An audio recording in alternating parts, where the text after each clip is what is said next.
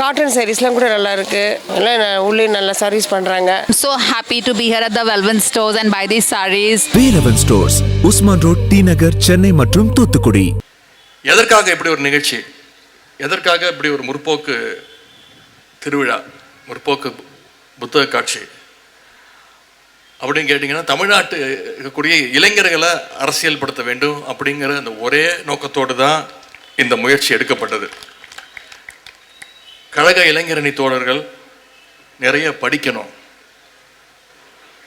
நிறைய கருத்துக்களை தெரிஞ்சுக்கணும். நம்ம நிறைய பேர் விமர்சனம் செய்வாங்க, விமர்சனத்துக்கு அப்பாற்பட்டவர் யாருமே கிடையாது. அப்படி விமர்சனம் செய்வங்களுடைய கருத்துக்களையும் நாம் தெரிஞ்சுக்கணும், அதுக்கும் பதில் சொல்வதற்கு நாம் தயாராக இருக்கணும். அந்த பதிலை தேடி நாம் போகணும், அதுக்கு படிக்கணும், வரலாறு தெரிஞ்சுக்கணும். அந்த விமர்சனங்களுக்கு சரியான பதிலடி கொடுக்கும்போது நம்மளாலும் அரசியல் களத்தில் சரியான பாதையில் போக முடியும், உறுதியாக நிற்க முடியும் அப்படின்ற அந்த நம்பிக்கை தான். இளைஞர்களுடைய அறிவை வளர்க்கணும், ஆற்றலை பெருக்கணும்னு இவ்வளோ வேலைகளை நாம் செஞ்சிட்ருக்கிறோம், இவ்வளோ மெனக்கெட்டு இவ்வளோ வேலைகளை செஞ்சிட்ருக்கிறோம். ஆனால் இன்றைக்கி நாட்டில் பார்த்திங்கன்னா சில பேர் அவங்களுடைய தொண்டர்கள் அறிவாளிகள் இருக்கிறது அவங்களே தலைவர்களே விரும்புறதில்லை. எங்கே தன்னுடைய தொண்டர்களுக்கு அரசியல் அறிவும் தெளிவும் வந்துட்டால் அவங்களால இன்னும் அரசியலே நடத்த முடியாதுன்னு சில தலைவர்கள் பயந்துக்கிட்டு இருக்கிறாங்க. உதாரணத்திற்கு அண்ணா திராவிட முன்னேற்ற கழகத்தை எடுத்துக்கோங்க. அண்ணா திராவிட முன்னேற்ற கழகத்துடைய தொண்டர்களுக்கு பெரியார் கொள்கையை பற்றி தெரியாது, பேருங்க அண்ணா என்ன சொன்னாருன்னு தெரியாது. இன்னும் சொல்ல போனால் அதிமுகன்ற கட்சி எதுக்காக தொடங்கப்பட்டதுன்னே அவங்களுக்கு தெரியாது. திமுகவை விமர்சிக்கணும், கலைஞரை எதிர்க்கணும் அப்படிங்கிற ஒரே நோக்கத்தோடு துவங்கப்பட்ட கட்சி தான் அண்ணா திராவிட முன்னேற்ற கழகம். இப்போவும் அந்த கொள்கைகள் தெரியக்கூடாதுன்னு அந்த கட்சியினுடைய நிரந்தர பொதுச் செயலாளர் திரு எடப்பாடி பழனிசாமி அவர்கள் இன்னும் அந்த பணியில் அவர் ஈடுபட்டிருக்கிறார். ஏன்னா அவங்களுக்கு வரலாறு தெரிஞ்சிருச்சுன்னா, கொள்கை தெரிஞ்சிருச்சுன்னா, மக்கள் இன்னைக்கு திரு எடப்பாடி பழனிசாமி அவர்களை பார்த்து கேட்குற கேள்வியை நாளைக்கு அண்ணா திராவிட முன்னேற்ற கழகத்துடைய தொண்டர்கள் நாளைக்கு அவங்களுடைய தலைவர்களை பார்த்து கேட்க ஆரம்பிச்சிடலாம். கேட்பாங்கல்ல, பாஜகவோட இன்னைக்கு இனிமேல் எந்த காலத்துலையும் கூட்டணி இல்லைன்னு உங்களுடைய தலைவர் ஜெயலலிதா அம்மையா இருந்தபோது சொன்னாங்களே, இப்போ ஏன் கூட்டணி வச்சிங்க அப்படின்னு கேட்கறதுக்கான வாய்ப்புகள் இருக்குல்ல. ஏன் நீங்களே சொன்னீங்களே 4 மாதம் முன்னாடி இனி எந்த காலத்துலையும் பாஜகவோட கூட்டணி கிடையாதுன்னு நீங்களே சொன்னீங்களே, இப்போ மறுபடியும் நாம் பாஜகவுக்கு அடிமையாக போயிட்டோமே அப்படின்னு அதிமுக தொண்டர்கள் திரு எடப்பாடி பழனிசாமி அவர்களை பார்த்து கேட்பாங்க. அதனால தான் அந்த தொடர்களுக்கு எதுவுமே தெரியக்கூடாதுன்னு திரு எடப்பாடி பழனிசாமி அவர்கள் நினைக்கிறார்.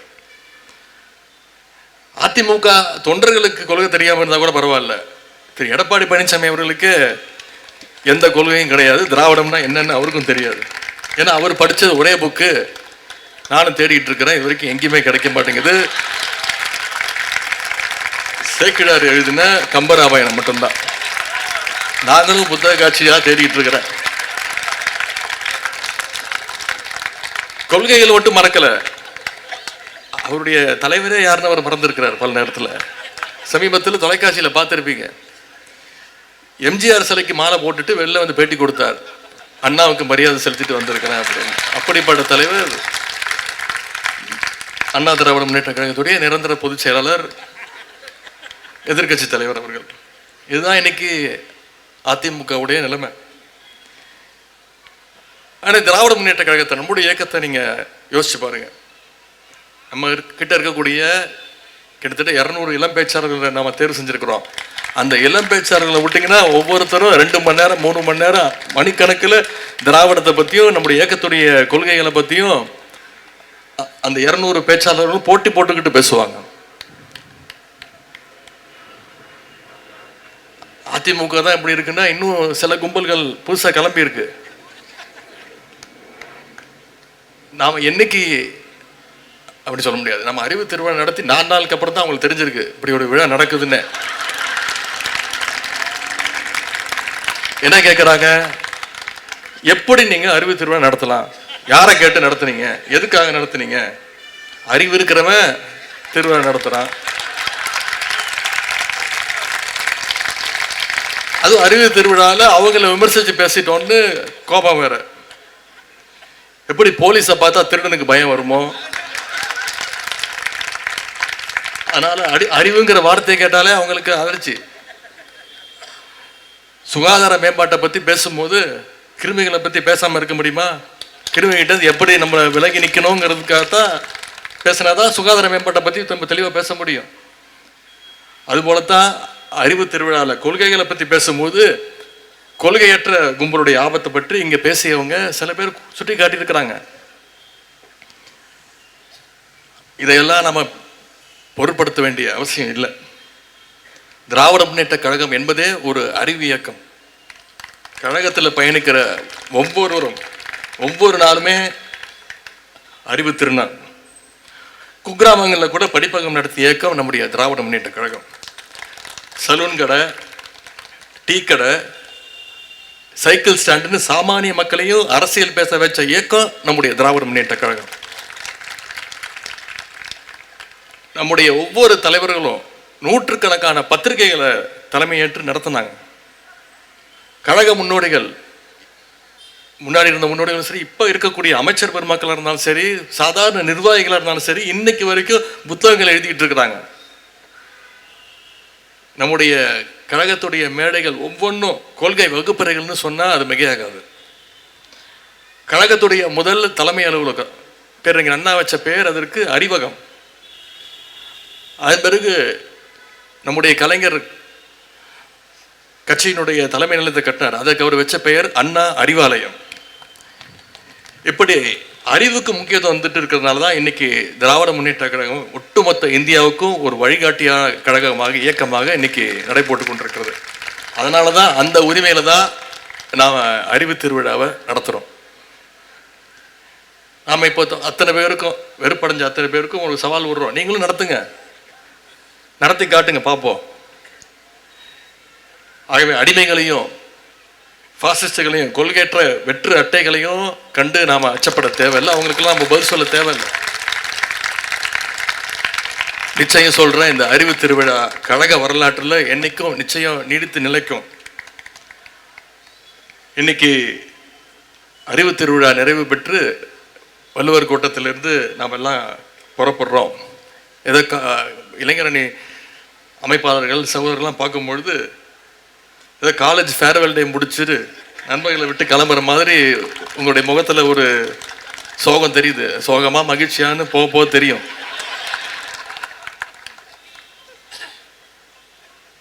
நாம் இங்கேருந்து புறப்பட்டு அடுத்த வேலையை பார்க்க போகிறதில்ல. அடுத்த வேலை என்னென்னா, அடுத்து வர இருக்கக்கூடிய சட்டமன்ற தேர்தல் வேலையை பார்க்க போகிறோம். இந்த அறிவு திருவிழாவில் நம்ம பேசின விஷயங்களை, பரிமாறிக்கொண்ட கருத்துக்களை, கேட்ட கருத்துக்களை பட்டி தொட்டிக்கும் நம்ம போய் சேர்க்கணும். அதற்காகத்தான் இந்த அறிவு திருவிழா நடத்தப்பட்டது. தெருமுனை கூட்டங்கள், தலைவர் சொன்ன மாதிரி சின்ன சின்ன யூடியூப் வீடியோஸ், ரீல்ஸு, சோஷியல் மீடியான்னு நம்முடைய கருத்துக்களை நம்ம பகிர்ந்துக்கணும். ஏன்னா இன்னைக்கு நாடு மிக மிக முக்கியமான ஒரு காலகட்டத்தில் நம்முடைய நாடு இருக்கின்றது. இவ்வளோ நாட்களாக எதிர்கட்சிகளை மிரட்ட இடி, ஐடி, சிபிஐ போன்ற அமைப்புகளை வச்சு பயமுறுத்திட்டு இருந்தாங்க. சில நாட்களுக்கு முன்பு என்ன கூட பயமுறுத்த முயற்சி பண்ணாங்க இடியை வச்சு. அதுக்கெல்லாம் பயப்படுற ஆளா நான்?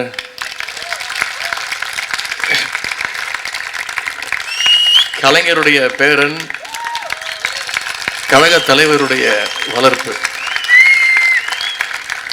எதிர்கட்சிகளை முடக்க இன்னைக்கு எலெக்ஷன் கமிஷனே அந்த வேலையில் இறங்கியிருக்கு. எஸ்ஐஆர்னு ஒன்று கொண்டு வந்துருக்கிறாங்க, ஸ்பெஷல் இன்டென்சிவ் ரிவிஷன் அப்படின்ற ஒரு திட்டம். தேர்தலையே திருட்டுத்தனமாக நடத்துகிற அளவுக்கு இன்னைக்கு ஒன்றிய அரசு இறங்கியிருக்கிறது. நாம் அத்தனை பேரும் ரொம்ப விழிப்புணர்வோடு இருக்க வேண்டிய காலகட்டம் இது. முதல்ல உங்கள் ஒவ்வொருத்தருடைய வாக்குகளை நீங்கள் முதல்ல பாதுகாக்கணும். உங்களை சுற்றி இருக்கக்கூடிய தகுதியான ஒரு வாக்காளர் கூட பட்டியலிருந்து நீக்கப்பட்டு விடக்கூடாது. இதெல்லாம் நம்ம கண்ணும் கருத்துமா இந்த செயலில் நம்ம ஈடுபடணும். அதே மாதிரி போலி வாக்காளர்களை சேர்க்கறதையும் நாம் எந்த காலத்திலையும் அனுமதிக்கக்கூடாது. நம்முடைய தலைவர் அவர்கள் தலைமையிலான மதச்சார்பற்ற முற்போக்கு கூட்டணி 200க்கும் அதிகமான தொகுதியில் ஜெயிச்சு காட்டணும்னா நாம் இந்த பணியில் அடுத்த 4 மாதங்கள், அடுத்த 2 மாதங்கள் இந்த எஸ்ஐஆர் பணியே இருக்குது. அடுத்த ஒரு 45 நாட்கள் இருக்குது. அந்த பணியில் நாம் ரொம்ப கவனமாக ஈடுபட வேண்டும். 1967 சட்டமன்ற தேர்தலில் கழகம் முதன்முறையாக ஆட்சி பிடிக்கிறதுக்கு அப்போது இருந்த உடன்பிறப்புகள் எவ்வளவு சிறப்பாக எப்படி வேலை பார்த்தாங்களோ அதை விட அதிகமாக நம்ம வேலை பார்க்கணும், கடினமாக நம்ம உழைக்கணும். அடுத்த 4 மாதத்துக்கு வேற எந்த பணியும் நம்முடைய கண்களுக்கு தெரியக்கூடாது. 2026 நாம் வெற்றி பெற்றா அது கழகத்துடைய வெற்றி மட்டும் கிடையாது, அது ஒட்டுமொத்த தமிழ்நாட்டு மக்களுடைய வெற்றி என்பதை மக்களுக்கு நாம் புரிய வைக்கணும். 7வது முறையாக கழக ஆட்சி அமைக்க தொடர்ந்து 2வது முறையாக நம்முடைய தலைவர் அவர்கள் முதலமைச்சர் நாற்காலியில் உட்காரணும்னா இளைஞரணி தம்பிமார்கள் களத்தில் இறங்கி அதை நம்ம செஞ்சு காட்ட வேண்டும். அதற்கு இந்த அறிவு திருவிழாவும் முற்போக்கு புத்தக காட்சியும் நிச்சயம் ஒரு அடித்தளமாக இருக்கும்னு நான் நம்புகிறோம்.